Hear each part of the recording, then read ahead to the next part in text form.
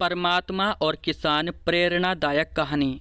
एक गांव में एक किसान रहता था। वह दिन भर खेत में मेहनत कर उसमें उपजी फसल से अपने परिवार का भरण पोषण करता था। लेकिन कुछ वर्षों से मौसम की मार के कारण उसके खेत में अच्छी फसल नहीं हो पा रही थी। कभी बाढ़ तो कभी ओले तो कभी सूखे से उसकी फसल बर्बाद हो रही थी। इस कारण वह बड़ा दुखी रहा करता था। एक दिन दुखी होकर वह परमात्मा को कोस रहा था। तभी परमात्मा ने उसे दर्शन दिए और उसके दुख का कारण पूछा। किसान बोला, भगवान, आपको खेती की कोई जानकारी नहीं है। आपके कारण हर साल मेरी फसल बर्बाद हो जाती है और मेरे परिवार के सामने भूखे मरने की नौबत आ जाती है। एक साल मेरे हाथ में मौसम को नियंत्रित करने की शक्ति दे दीजिए, फिर देखिए कैसे मैं फसल लहलाता हूँ और अन्न के भंडार भर देता हूँ। परमात्मा बोले, ठीक है, आज से तुम ही मौसम को नियंत्रित करो, मैं इसमें कोई दखल नहीं दूंगा। किसान बहुत खुश हुआ। उसने उस साल गेहूं की फसल बोई। मौसम का पूरा नियंत्रण उसके हाथों में था।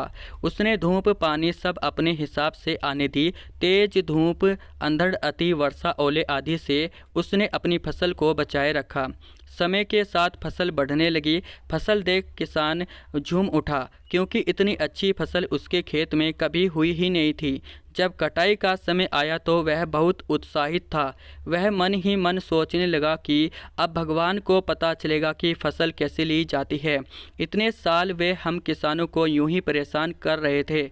फसल कटाई का समय आने पर किसान ने फसल की कटाई की तो गेहूं की बालियां देख उसके होश उड़ गए। एक भी बाली के अंदर गेहूं नहीं था। वह विलाप करते हुए परमात्मा को याद करने लगा। परमात्मा प्रकट हुए तो वह बोला, हे भगवान, ये मेरी फसल को ये क्या हुआ? परमात्मा बोले, इस बार सब कुछ तुम्हारे नियंत्रण में था।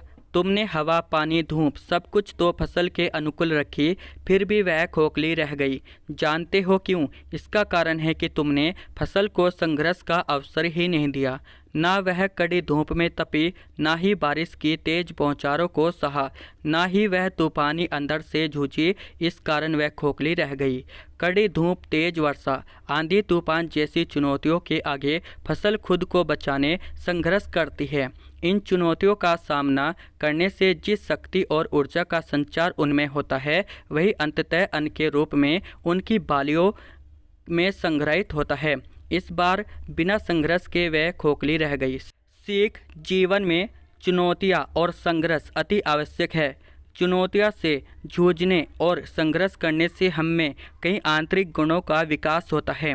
हम साहसी, जुझारू और आत्मविश्वासी बनते हैं। ये हमारे व्यक्तित्व और प्रतिभा के विकास में सहायक है। बिना संघर्ष के हम आंतरिक रूप से खोखले रह जाते हैं। सोना भी तपकर की कुंदन बनता है।